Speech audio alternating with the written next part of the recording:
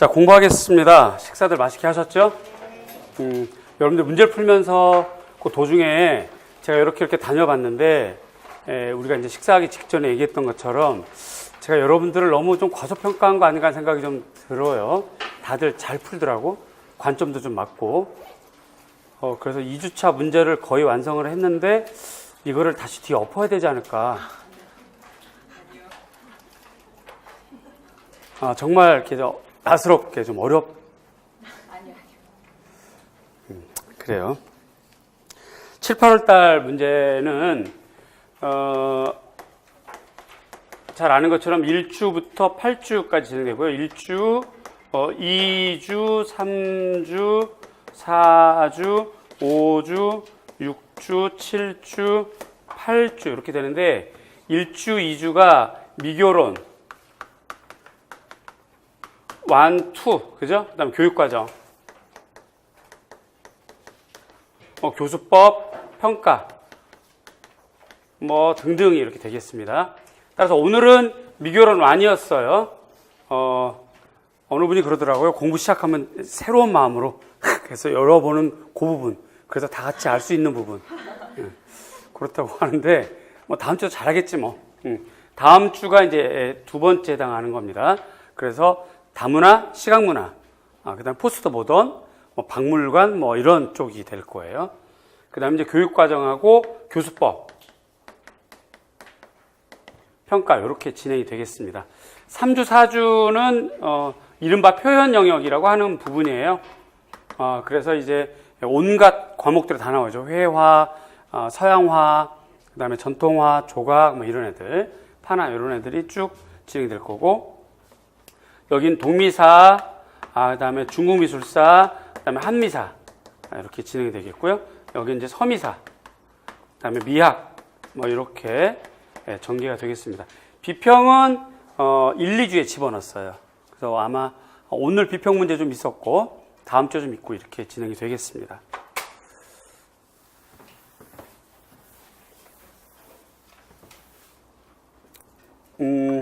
지금은 이제 시험지 크기로 이렇게 문제를 풀었는데, 여러분들 공부하러 다닐 때는 A4용지 크기가 좋을 것 같아서, 물어보고 싶은데, 다음 주부터 문제지의 형태를 그냥 하얀색 종이 A4용지로 프린트를 하는 게 어떤가 하는 생각이 드는데, 어때요?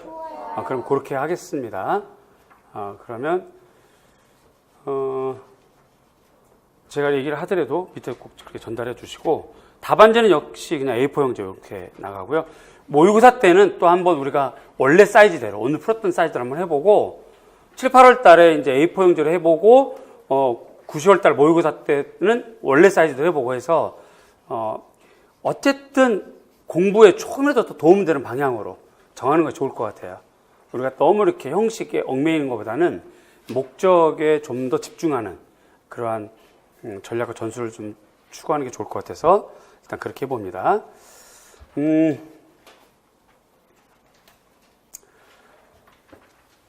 얘기를 해주고 싶은 것이요. 이제 공부법에 대해서 왕도는 없지만 여러분들이 꼭 7월달과 8월달에는 꼭 해줘야 될 일이 있어요.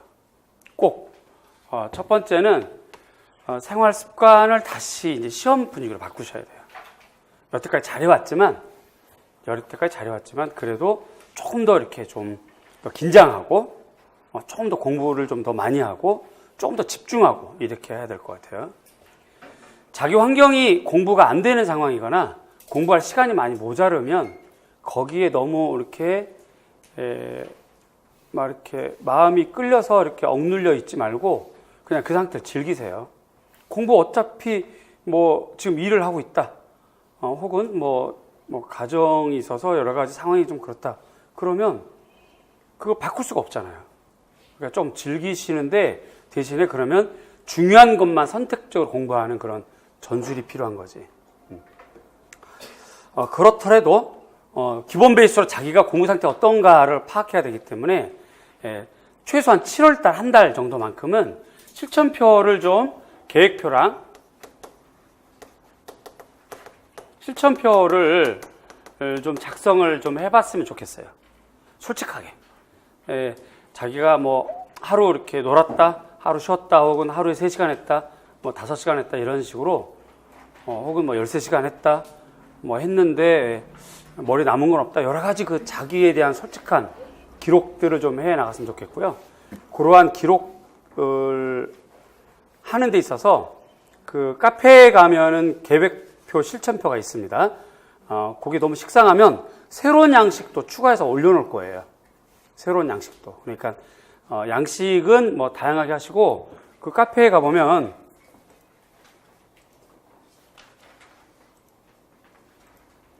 이렇게 이제 양식에 대한 내용이 있어요. 주간학습 계획표, 실천표. 주간학습 계획표.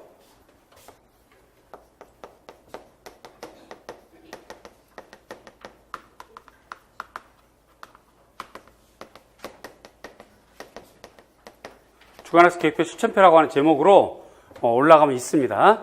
요거 다운받아서 작성을 좀 해보거나 아니면 자기가 만든 양식도 괜찮고요. 아니면 이 양식이 너무 식상하면 좀 새로운 양식으로 또 하나 올려놓을 테니까 어떤 양식이든 선택을 해서 거기다가 자기가 생활 계획표랑 실천표를 좀 이렇게 작성해 보시고요. 그 다음 페이지 보면 요 페이지밖에 없어요? 요 아래 페이지 있을 거예요, 아마. 요거는 계획표예요. 계획표. 그래서 하루에 4덩어리 정도로 계획을 세워서 한번 작성해 보고 요일별로 쭉 되어 있고요.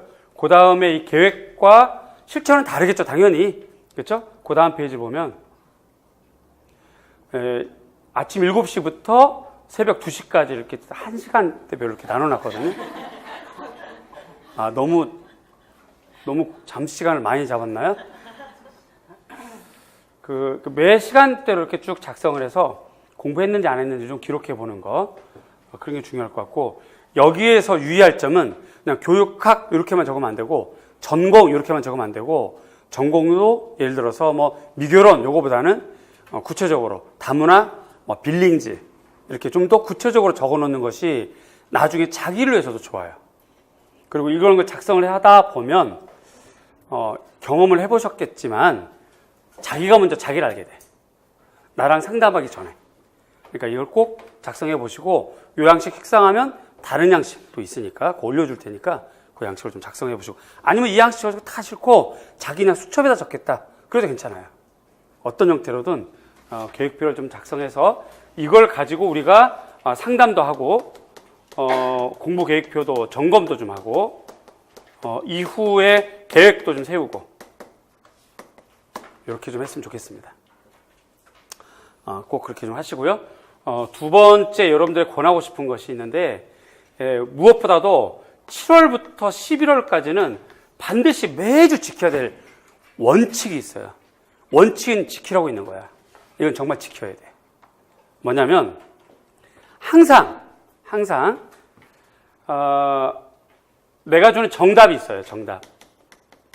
이 정답 안에 이제 이거 화면 내리고 정답 한번 열어볼 거예요. 화면 이제 안 봐도 됩니다. 이건 지워버리시고요. 여러분들 받고 있는 프린트물. 이거죠. 요건데 지금 요거는 이제 칼라가 안 돼, 흑백으로 돼 있잖아요. 칼라로 보고 싶은 분들이 있어서, 직강생들이 칼라 프린트 할 수 있는 그런 항목이 있어요. 그걸로 들어가면 프린트 할 수 있으니까 그렇게 하셔도 되는데, 어쨌든 여러분들이 받은 요거랑 내가 지금 화면에 열어놓은 거, 여기 이렇게 화면 위에 보면 정샘용이라고 되어 있는데, 뭐 요거랑 여러분들 받는 거랑 똑같아. 차이가 없어. 단지 얘는 지금 화면상 조금 이렇게 내려보면, 조금만 더 내려보면 요렇게 빨간색 되어 있는 부분이 중간중간 있어요. 여러분들은 요걸 흑백으로 되어 있잖아. 그러니까 요 화면을 보고 이렇게 좀 컬러로 좀 옮겨보고요. 그 다음에 이제 요런 것들이 중요한 키워드가 되겠지, 그치? 그런데 여러분들은 요 키워드가 있을 수도 있고 없을 수도 있을 거예요. 정답을 보고 반드시 다시 옮겨 적는 작업을 하셔야 돼요. 옮겨 적는 거. 옮겨 적을 때는 내가 준 키워드라고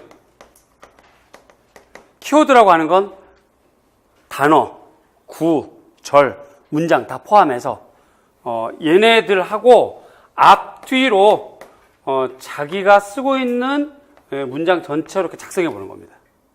여기에는 반드시 내가 준 키워드가 있어야 돼요. 나머지는 상관없어요. 이렇게 이 작업을 매주 해야 돼, 매주. 매주. 이걸 꼭 지키셔야 돼요. 이거 한 것과 안 한 것은 굉장한 차이가 납니다. 채점은 요걸로 채점이 돼요. 요걸로. 근데 요것만 단순하게 외워버리면 실제 문제가 비슷하게 나오게 될 텐데, 그러나 글자가 똑같지는 않겠죠. 출제 문제랑 우리가 풀었던 문제가, 그죠? 똑같지는 않겠지만 정답을 보면 사실은 같은 문제인데 문제가 약간 틀어지거나 달라지면 당황해서 못 써버립니다. 그거는 전체에 대한 이해도가 떨어져서 그래. 키워드만 외워서는 절대 안 돼요. 전체에 대한 이해도가 좀 있어야 되거든. 그러니까 문제를 많이 읽고 내가 준 정답을 많이 읽고 관련된 강론서도 읽고 기본서도 읽고 그렇게 하면서 정답 준 것과 자기 정답을 비교해 보고 차이가 나는 부분도 옮겨 적고 그 다음에 정답 그 자체를 키워드만 빼고 나머지 글은 자기 글로 옮겨 적어보고 하는 작업을 부지런히 하셔야 돼요. 꼭 하셔야 됩니다. 특히 최근에 제가 이 작업을 많이 좀 시켰었는데 이렇게 했을 때 결과가 굉장히 좋더라고요. 점수가. 그러니까 꼭 그렇게 하시고요. 아울러서 두 번째가 관련된 강론서, 그 다음에 기본서 혹은 심화서, 이거를 꾸준하게 읽으셔야 돼요. 다시요. 이거를 꼭 여러분들 해주셨으면 좋겠어요. 이거를 단순하게 내 문제랑 정답만 외워서는 좀 곤란해. 그러니까 임기응변이 안 되는 거지. 꼭 그렇게 하셨으면 좋겠고요. 그 다음에 세 번째로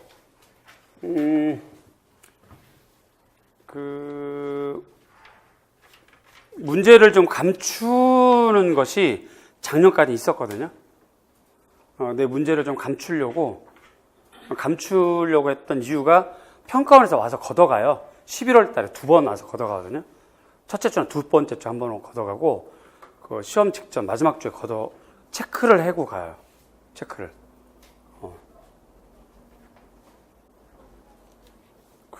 하여튼 그 내막을 얘기하면 좀 얘기 길어지고, 좀 굳이 안 해도 될 이야기들이라서 안 하는데, 매년 그 체크리스트를 보고 제가 눈으로 확인했어요.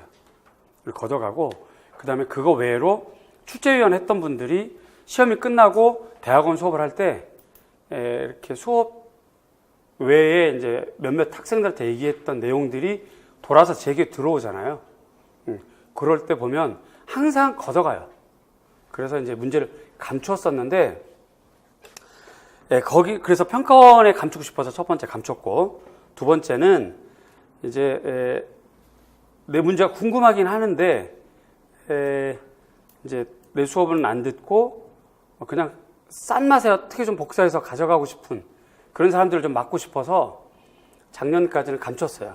감췄는데, 출발한 의도는 좋았지만, 돌아온 결과물은, 저한테 안티만 생기고, 저 나쁘다고 그러고, 막 시험 떨어지면 원망을 저한테 다 하고, 막, 이렇게 하니까, 저도 막 견디기가 싫어, 이제. 힘들어.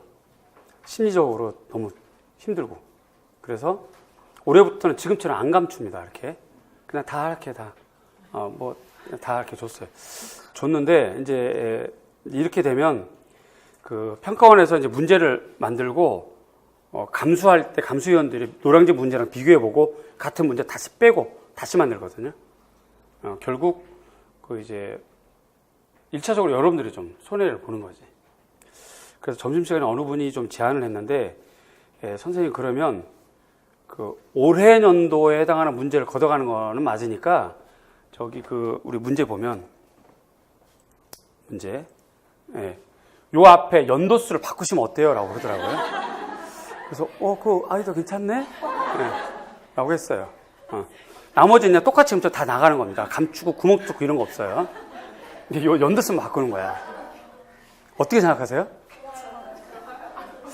나름 괜찮은 것 같은데? 그쵸? 그러면 이제 연도수를 우리끼리 암호가 통해야 되니까, 아무랄 것도 없이 이제 오해가 없어야 되니까, 그죠?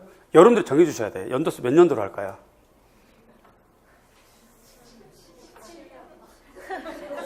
10 15. 2017년 적당하다, 그죠? 숫자도 괜찮고. 그럼 다음 주부터 여기 2017로 나갑니다. 아시겠죠?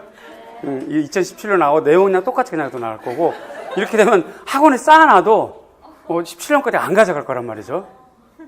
그 학원에 쌓이는 걸 가져가요. 여기 작년까지는 그 제 문제들은 일체 다 폐기시켰어요.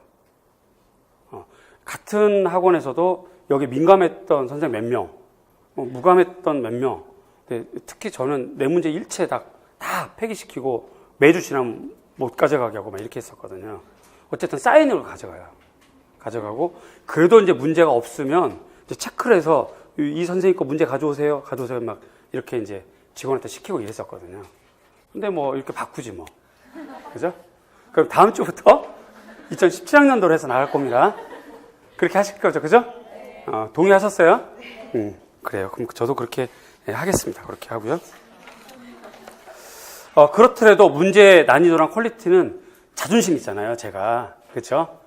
그래서 계속 이렇게 좀 기출문제 유형하고 비슷하게, 그다음에 난이도랑 그 퀄리티는 좀 계속 좀 지키고 싶어요.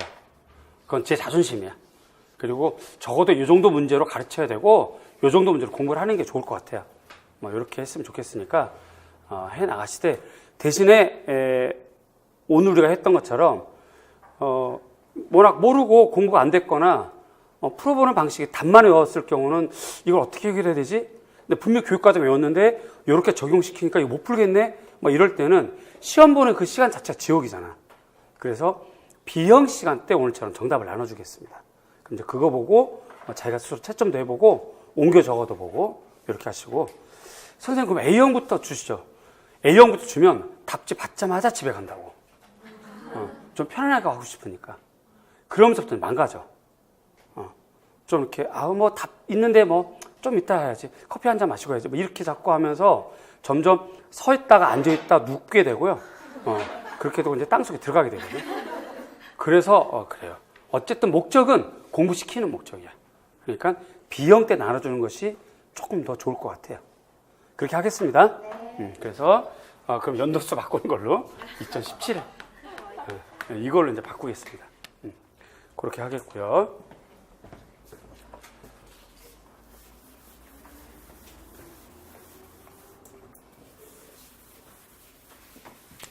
그 1주차를 수업을 진행을 해보니까 아마 여러분도 마찬가지일 텐데 용어가 많이 딸린 것 같아요. 1주차에 관련된 거라도.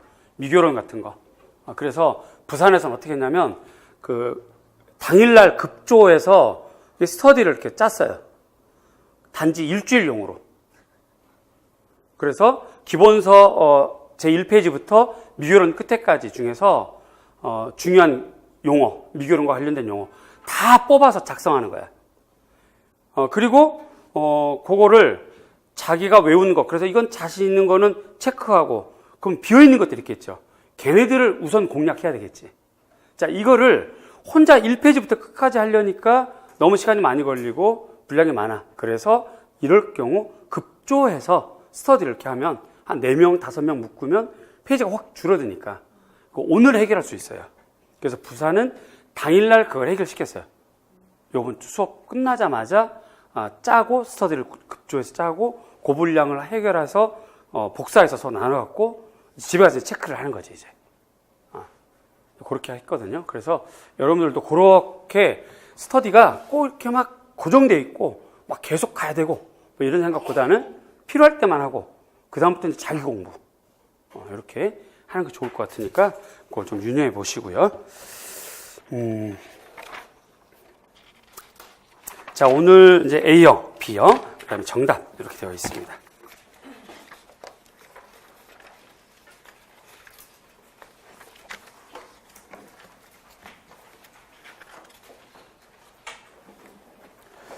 자, A형 1번부터 보겠는데요.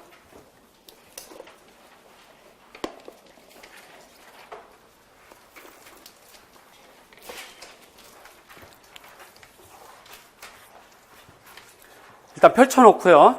펼쳐놓고, 답지도 펼쳐놓고, 문제도 펼쳐놓고, 그 다음 우리가 5, 6월 달에도 했었는데, 아무 용지나 A4 용지나 혹은 메모지나 이런 거, 그래서 수업 시간에 나 이거 해야 되겠다, 이거 집에 가서 해야 되겠다, 이렇게 메모할 수 있는 공부 주제거리 작성하는 거, 그런 것도 좀 펼쳐놓고.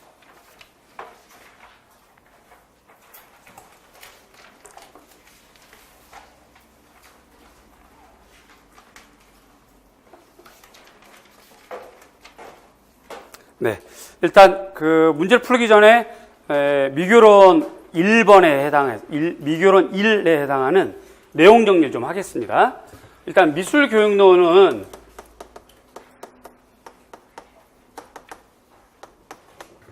얘는 기입형에도 나오고요. 기입형 한 문제 정도 나오고, 서술형하고 논술형으로 해서 한 두 문제 정도 이상 이렇게 나옵니다. 두 문제 이상 정도. 그러니까 논술도 사실은 서술에 이렇게 부분, 서술 두 개나 세 개가 모여서 논술이 되는 거니까, 그렇게 따지면 서술형 하나, 근데 논술형 하나, 이렇게 해서 한 두 문제 정도 이렇게 포함이 돼요. 얘네들 전부 다 중요한 것이 키워드겠죠. 당연히. 중요한 단어, 이런 것들이에요. 그래서 예를 들어서 작년에 기입형 같은 역량 강화, 이렇게 단어가 나오거나 이렇게 되는 거니까 이 부분을 좀 알아야 될 것 같은데, 우선 연식을 쭉 이렇게 가봅시다. 기차를 타고 쭉 이렇게 가보면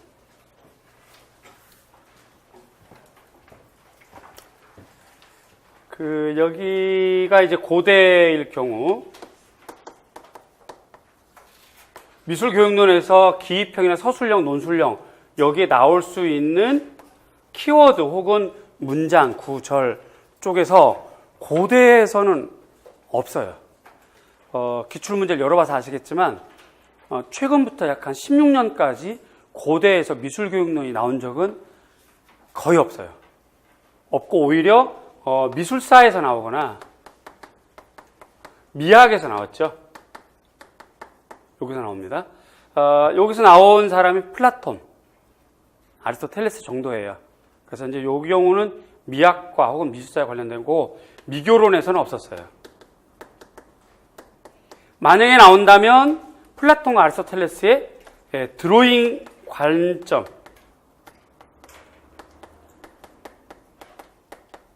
요걸로 나올 텐데, 그것도 뭐 문제를 만들기에는 글쎄, 수준이 좀 문제거리는 아닌 것 같고요. 그리스랑 로마로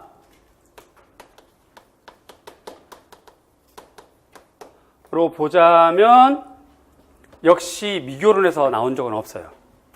없고, 미술사는 나왔죠. 특히 빈켈만 요거는 요거 기준과 젠슨 기준 자주 좀 나왔어요. 그 다음에 이제 미학은 직접적으로 나오진 않고 조형론으로 나와요. 그러니까 뭐 비례, 뭐 균형 뭐 이런 거 있지?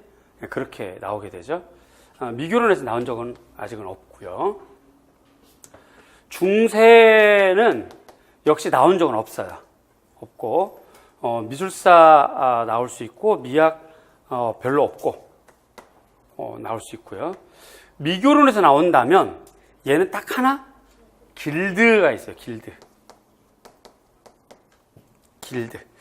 이 길드는 미술사에서 미교론에서 나온다면 길드가 나오는데, 이 길드는 무엇으로 나올 수 있냐면 도제학습, 요걸로 나올 수가 있죠. 이걸로. 다음에 르네상스. 여기부터는 뭐 계속 미술사 미학 얘기할 거 없으니까 당연히 나올 수 있으니까 이제 좀 칸도 아깝고 하니까 좀 넘어가고, 미교론 문제 계속 나왔었어요. 선택형에서 좀 나왔고 그렇죠.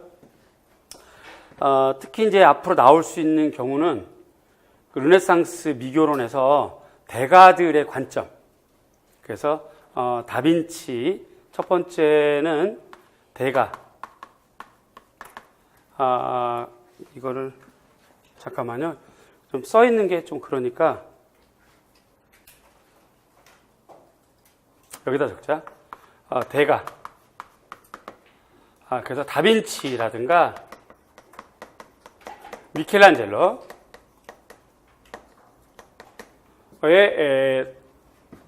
그 디세뇨관.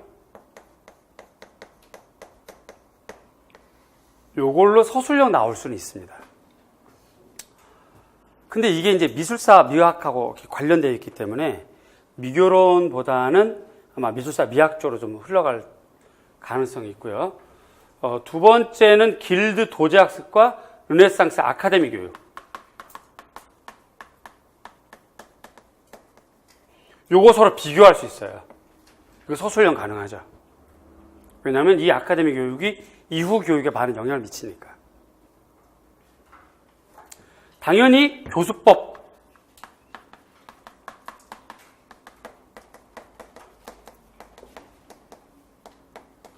이거 공부하셔야 돼요. 르네상스 시절에 아카데미에서는 교사학습 방법을 어떻게 취했느냐 하는 부분을 좀 읽어볼 필요가 있을 거고요. 그렇게 정리할 필요가 있겠죠. 이 정도면 될 것 같고, 그 다음에 이제 우리가 바로크라고 하는 건데, 이 바로크를 우리가 이제 17세기 바로크 이렇게 얘기하잖아요. 그래서 우리는 요거를 이후에 이제 18세기 중반부터 산업혁명이니까 요 시기를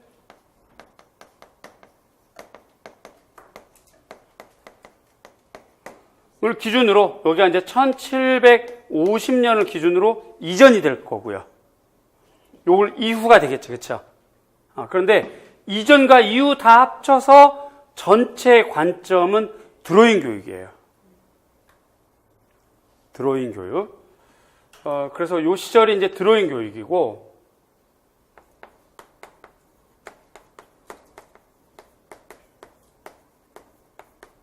드로잉 리터러시 시절.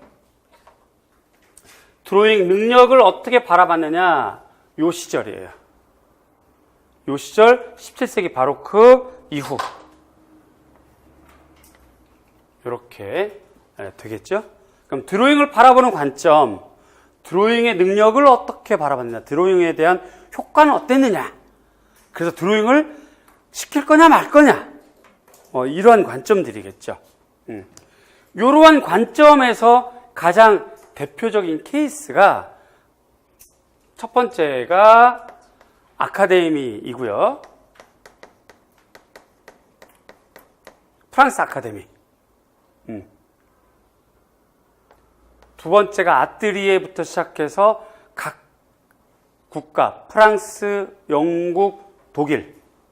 지금으로 따지면 독일. 고전에는 이제 독일이라는 말은 없었지만 어쨌든 국가별 지도, 국가별 드로잉 지도. 요런 걸로 서술형이 나올 수는 있어요. 다시 얘기합니다. 자, 1750년을 기준으로 산업혁명이라고 그래요. 그럼 그 이전을 산업혁명 이전 시기라고 그러죠. 산업혁명 이전 시기라고 그래요. 요만큼을 이전, 요거 이제 이후 이렇게 되겠지. 근데 이 이전 시대, 요 시대 때 미술 교육과 관련해서는 주로 드로잉 교육을 시키게 됐었어요. 그럼 드로잉을 시키면 드로잉 능력이라고 하는, 드로잉 리터러시라고 하는 것이 필요하니까 드로잉 교육을 시켰겠지. 그러면 드로잉을 왜 시켰을까?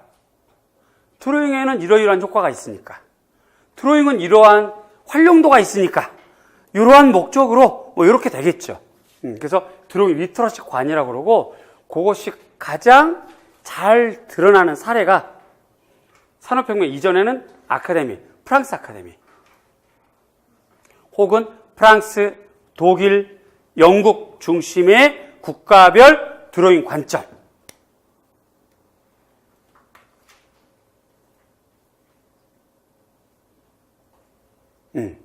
이렇게 되는 요 포인트에서 서술형이 나올 수가 있어요.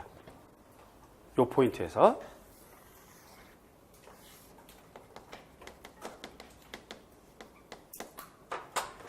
그 다음에 이제 산업혁명 이후부터를 우리가 뭐라고 그러냐면 표현, 기능, 중심이라고 그래요.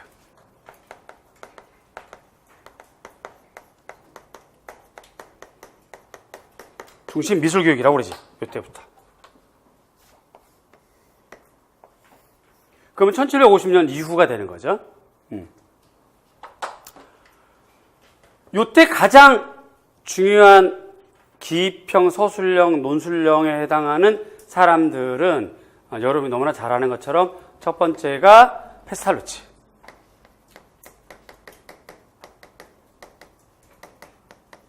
그지? 네. 페스탈루치의 영향을 받아서 교육을 전개했던 허르만 크루시 1세, 허르만 크루시 2세, 뭐 이런 사람들. 그 다음에 허르만 크루시 교육을 또 영향받았던 월터 스미스, 뭐 이런 사람들이 돼요. 두 번째가 월터 스미스. 그 다음에 여기 이제 1850년 이후 이렇게 이제 표시를 하면 페스탈루치는 1803년이고 1803이고 여기는 1873. 어쨌든 19세기 초반이 되는 거죠. 1873년. 요 중간에 1850년대에 있었던 사람 세 번째 러스킨 하고 헨리 콜. 요런 경우는 서술형 혹은 기입형 나올 수 있어요.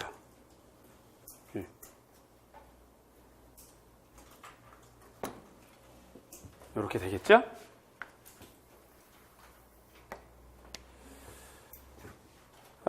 그 다음에 이제 1900년대로 넘어가게 된다면,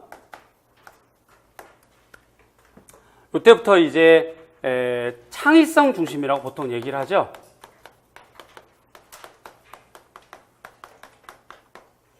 창의성 중심이라고 하는데, 여기에 깔려있는 사상은 진보주의,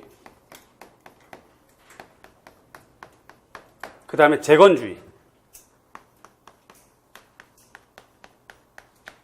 뭐 이런 경우가 우리 미술 교육에는 영향을 미쳐요. 요 시절에 꼭 요 사상만 있지는 않았겠지.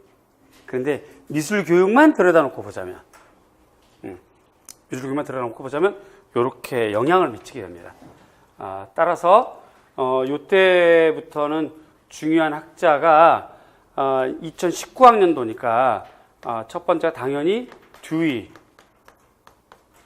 두 번째가 치제, 세 번째가 허버트 리드, 네 번째가 로엔펠드, 다섯 번째가 빅터 다미코, 나탈리 콜,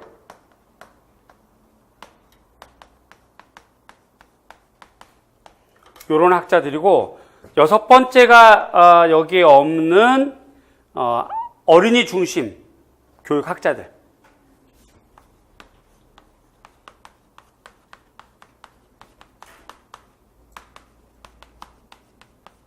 요런 학자들입니다. 요 학자들은 아직 나온 적이 없고요. 여기도 나온 적이 없고 여기까지는 계속 나왔어요. 그동안에. 여기까지 계속 나왔었어요. 그 다음에 재건주의 쪽에서는 뭐 멜빈 해거티, 레온 윈슬로우 정도인데 직접적으로 언급은 안 됐지만 한 번씩은 출제가 됐었습니다. 그래서 여기는 재건주의 쪽에서, 그러니까 여기를 이렇게 나누자. 그래서 여기 또다시 1번 학자, 두 번째가 오하토나 프로젝트,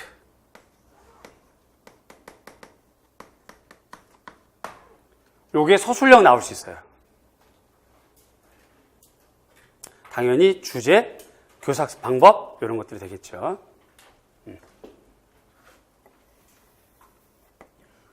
그 다음에 이제 이해 중심이라고 해요, 보통.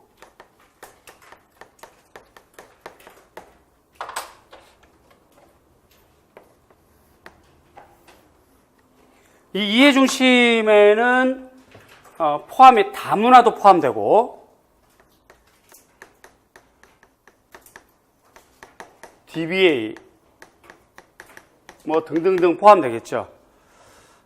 다문화가 1963년부터 66년까지 펜스테이트 세미나를 통해서 미술을 학교 교육 안에 수학과 과학 교과처럼 가르치자, 그렇게 할 수 있는 방안을 세미나 해보자 라고 했을 때 나갔던 방향이, 하나는 이해 중심으로 가자 했던 방향이 DBA라고 하는 교육 과정을 산출하게 됐고, 또 하나 방향은 문화적으로 가르치자가 맥피, 그게 다문화가 됐고요. 또 하나는 상징과 기호로 가르치자 라고 했던 것이 굿맨 계열이에요. 따라서 다문화를 이해 중심으로 묶어보는 것이 맞긴 합니다. 그런데 이제 공부할 때 순차적으로 가는 것이 좋으니까 오늘은 다문화가 좀 빠져있는 상태예요. 이렇게 되겠죠? 자, 그러면 여기에서 중요한 것은 DBA의 특징.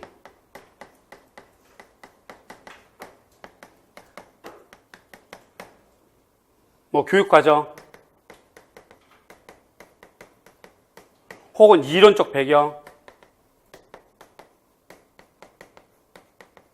이런 것들이 제일 중요하겠고요.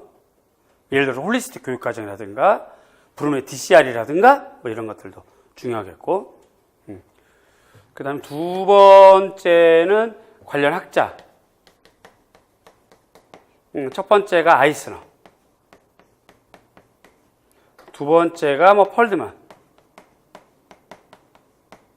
기타 뭐 브루너, 브라우디, 그리어, 뭐 이런 학자들, 박한, 그린, 뭐 여러 가지 그런 학자들이 있겠죠. 뭐 이런 학자들 중심으로 전개하는 것이 맞겠고, 여기까지가 오늘이에요. 다음 주는 요 다음이 되겠습니다. 다음 주도 이렇게 한번 제가 정리를 해줄 텐데, 자, 이렇게 되어 있는 상황에서 자기가 서술형 혹은 기입형 나왔을 때 자신있게 쓸 수 있는 부분, 쓸 수 없는 부분이 있을 거예요. 그지? 오늘 문제도 여기서 나왔죠? 여기서 나왔죠? 여기서 나왔죠? 여기서 나왔죠? 그지? 또 여기서 나왔지? 여기서 나왔지? 그지? 여기서도 한번 나온 것 같은데, 르네상스 쪽에서. 이렇게, 이러한 기반 하에 출발하게 된 거니까, 이렇게 공부 좀 해 나가시고, 만약에, 1월부터 6월까지 열심히 한 사람도 있고, 또 그렇게 안 된 경우도 있잖아요. 상황이. 마음도 좀 못 잡은 경우도 있고, 또 뭐, 갑자기 또 여러 가지 환경이 막 이상하게 꼬이는 경우도 있고, 또 어떤 뭐 울렁증 같은 것도 있고, 시험 울렁증 같은 거. 또 이제, 자꾸 하는데 운이 안 돼서 안 되면 막 나른해지고 나태해지고 막 그런 우울증부터 해서 여러 가지 좀, 느슨한 것들, 이런 것들 때문에 6개월 우리가 이제 그냥 이렇게 좀 아쉽게. 근데 사실 말이죠. 근데 6개월을 우리가 그냥 아쉽게 보냈다고 하더라도 만약에 6개월을 내내 막 긴장해서, 그러니까 자기가 지금 N수 정도 돼. 근데 막 6개월 내내 긴장해서 막 보냈으면 아마 지금쯤 거의 뭐 제정신이 아니거나 여기 꽃 이렇게 달고 다니거나 뭐 이렇게 하지, 이렇게 좀 말짱 살아있긴 어려울걸. 그저 사람이 좀 숨을 쉬어야지. 그러니까 지나간 세월, 지나간 시간을 그냥 이렇게 공부 못했다라고 너무 아쉬워하지 말고, 또 그다음 또 열심히 한 사람도 있어요. 직강도 나오고 이렇게 했던 사람은 또 그 사람은 그 사람대로 또 자기를 잘 체크를 해보시고요. 그런 과정에서 7월 달부터 공부는 우선 문제와 정답을 외우는데, 문제와 정답을 무조건 외우는 것보다는 주변을 좀 읽어보고, 주변을 기본서, 심화서 읽어보고, 강론서 읽어보고, 특히 올해 강론서 많이 봤으니까 봐봐요. 여러분들이 선생님 이거 1주차는 늘 공부 시작할 때 큰맘 먹고 공부하는 거라서 다 아는 부분들이에요 라고 하지만, 그게 작년에는 안 그랬나? 그랬죠. 작년에도 또 1주차는 다 그랬을 거 아니에요. 그런데도 불구하고 여러분들 썼던 답지를 내보니까 확연히 다르긴 해요. 그게 아마도 오랜 인프라가 강론서도 우리가 봤잖아요. 봤고 여러 가지 이렇게 막 공부거리가 많았던 것은 사실이거든. 그러니까 전반적으로 좀 잘 쓰는 것 같아요, 여러분들이. 그러니까 어쨌든 그런 측면에서 자, 내용 정리하자면, 말 줄이자면 7월달 오늘부터 공부는 문제에 대한 박스 내용 많이 읽기, 정답 외우기. 그러나 단순하게 정답만 외워서는 안 되고 주변 거 강론서 많이 읽기, 기본서도 많이 읽기 이렇게 하시고, 지나간 세월, 지나간 시간은 좀 아쉬워하지 말고 이제 7월부터 잘하면 돼. 열심히 하시고, 그런 측면에서 실천표, 계획표 작성하고 그렇게 하시고, 시간이 많이 우리가 이제 시험 볼 때 많이 아까우니까 정답도 나눠주는 것처럼 언제든 허심탄회하게 답안지 들고 연구실 오세요. 2명, 3명 같이 오셔도 상관없고 와서 이렇게 썼던 거 이야기 좀 하시고, 자기가 알고 있던 것, 차이 나는 것 이렇게 질문도 좀 하고 그렇게 하면서 진행했으면 좋겠습니다. 자, 전체적으로 이렇게 됩니다. 이렇게 되고, 오늘 문제에서 이제 여기에서 들어가는 중요한 또 포인트가 바우하우스와 관련된 혹은 형식주의 혹은 종합주의, 이런 것들도 오늘 표현기능 중립 쪽에는 문제가 포함되었다 하는 부분들이 있네요.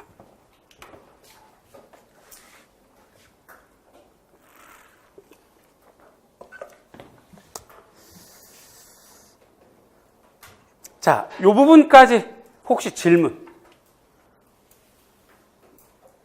궁금한 점? 질문, 궁금한 점? 없어요. 그럼 이제 문제 1번부터 풀어나갈 건데, 이런 설명을 좀 길게 하다 보니까 시간이 계속 딜레이 되잖아. 벌써 지금이 2시 40분인데요. 이렇게 하면 오늘 밤새 끝내도 못 끝내. 그러니까 저는 요 정도는 여러분이 알 것 같아 라는 생각이 드는 거는 답만 알려주고 훅훅 지나가고, 모를 것 같아 그러면 설명을 더 하거나 이렇게 할 거예요. 그럴 때마다 선생님 설명 좀 더 해주세요라고 표시를 해주셔야 됩니다. 그렇게 우리가 좀 더 원활하게 진행할 수 있어요. 그렇게 하실 거죠? 네. 좋아요. 1번 보겠습니다. 그래서 A형 열어주세요. 네, 쭉 넘겨서, 네, 이렇게 해서. 자, 요게 지금 정답을 보여주고 있는 건데요. 혹시 화면 잘 보이나 보세요. TV랑.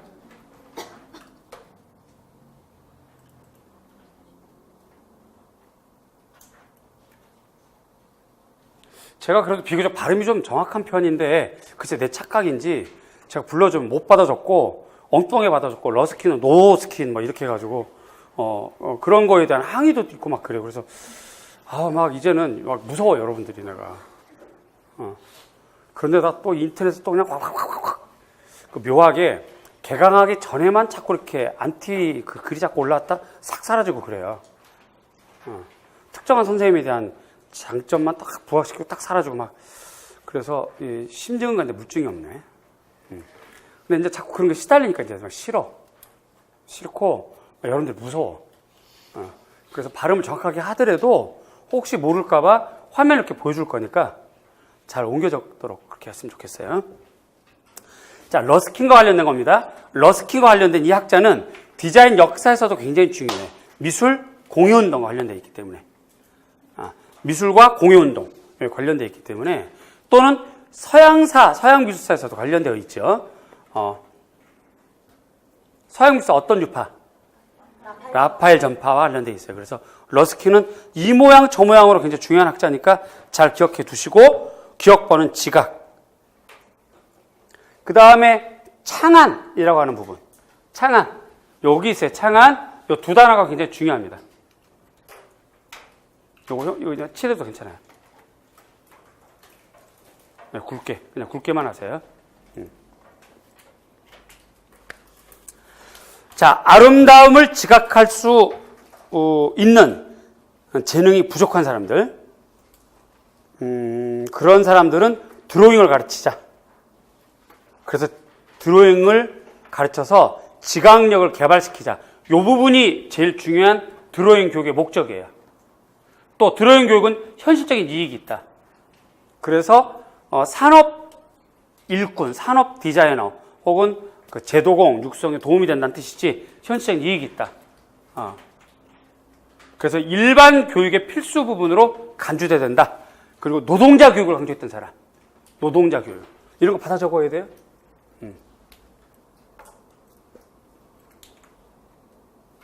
러스킨.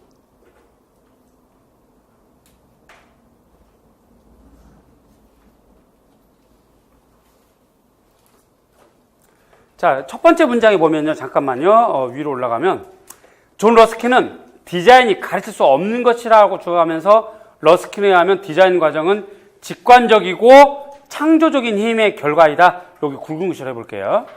직관적이고 창조적인 힘의 결과이다. 라고 되어 있는데 요 과정에서 지금 우리가 러스킨 배우고 있어요. 러스킨. 자, 디자인은 직관적이고 창조적인 과정이다라고 했는데 이거와 반대되는 관점을 제시한 사람이 스미스예요. 스미스. 이 사람은 디자인은 규칙에 의한 결과물이다라고 했어. 그러니까 러스킨과 스미스, 러스킨과 헬리콘은 저렇게 이렇게 서로 반대된다고.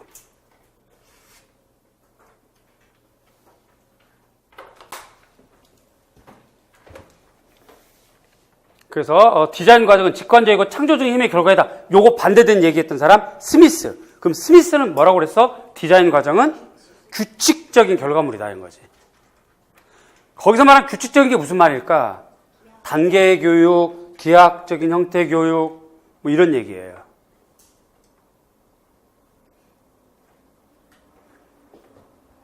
그 얘기인 즉슨 여기 보세요. 저는 늘 러스킨과 헬리콜 요거 어느 책을 보더라도 이렇게 비교가 돼 있거든요. 디자인 역사책을 보거나 미술교육론의 학술지를 보거나 그런데 꼭 이렇게만 되지 않고 이렇게도 비교할 수 있잖아요. 그렇지? 이렇게도 서로 반대되는 거니까. 이 사람들은 비슷한 사람들이야. 여기 보세요. 이 사람들은 비슷한 사람들이야. 이렇게 규칙적인 교육, 과학적인 교육, 훈련 중심, 반복 학습.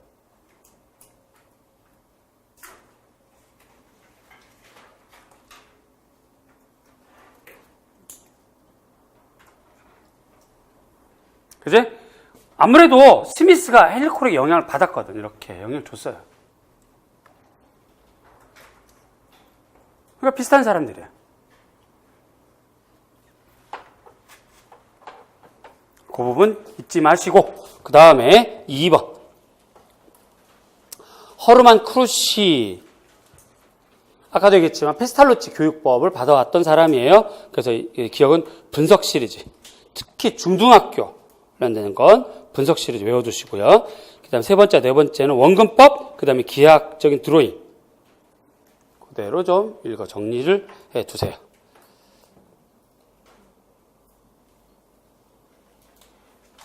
그래서 지금 정답 보이죠? 받아 적을 수 있죠, 지금? 그렇죠? 자, 2번까지는 된 것 같고 3번. 그 플랭이라고 하는 회사가 미술교육 교사용 지도서를 발간한 출판사. 근데 이 출판사가 컴포지션이라는 책을 내기도 했고 특정한 책 안에 컴포지션 챕터를 굉장히 많이 할애를 했어요. 그 컴포지션이라고 하는 챕터는 여러분 잘 아는 도우 혹은 다우. 선생님 도우하고 다우랑 누구세요? 이렇게 하지 마세요. 제발 부탁해요. 도우 혹은 다우. 그거 관련된 내용인 건데 선, 노턴 혹은 명암, 색채 그 다음에 5가지 원칙, 대립, 변화, 종속, 반복, 대칭.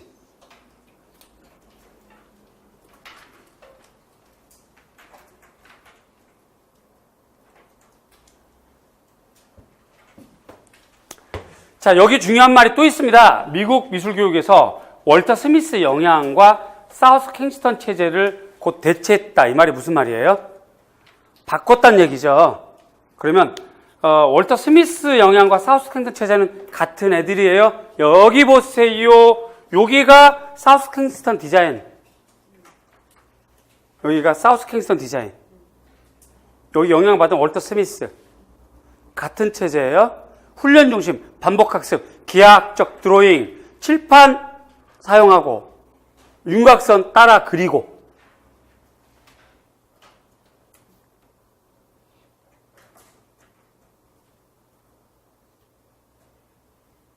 그지? 응. 그런데 그럼 도우는 뭐 한 사람인가? 여기 종합주 여기 써 있네. 여기. 여기 같은 개념으로 보시고요. 도우. 색깔 다른 걸로 쓰자. 하얀색으로 쓸게요.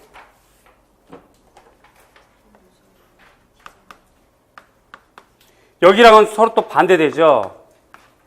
도우는 형식, 조형, 형식, 조형, 요소, 조형, 원리를 중심으로 가르치는 거야.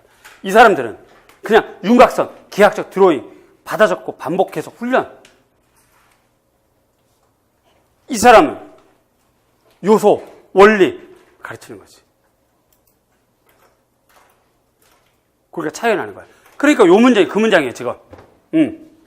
다오의 방법은 미술교육에서 월터 스미스와 사우스 킹스턴 체제 바꿨다는 거야. 이제 미술교육은, 미국에서 미술교육은 중심서 원리교육으로 전환됐다는 뜻이에요.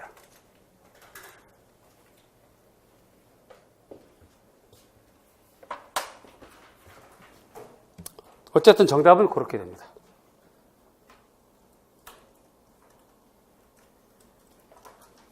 다음 4번. 바와수 교육과정. 교육 단계는 첫째 공예 실습. 공예 실습이기 때문에 공방교육인 거죠. 공방교육, 실기교육.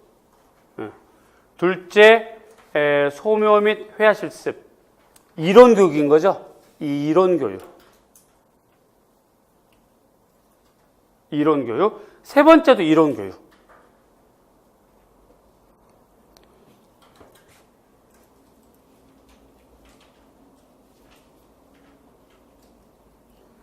요 밑에 바와수 교육과정은 두 단계 나누는데 첫 단계는 조각, 목수일, 금속 재고, 제조, 그 다음에 스테인글라스, 벽화, 그리고 직조 같은 분야에서부터 작업장의 교육, 그러니까 실습 교육이죠. 공방 교육. 그 다음에 공예를 포함하고 두 번째 단계는 관찰, 자연학습, 그리고 물질 분석 포함하는 형태학습. 이렇게 되죠.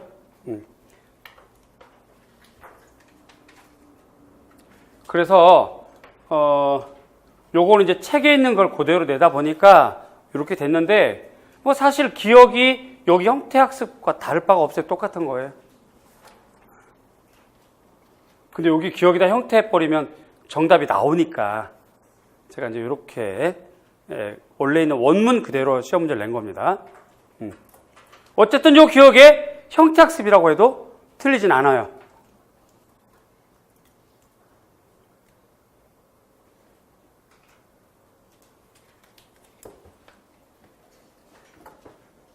자, 여기까지 질문.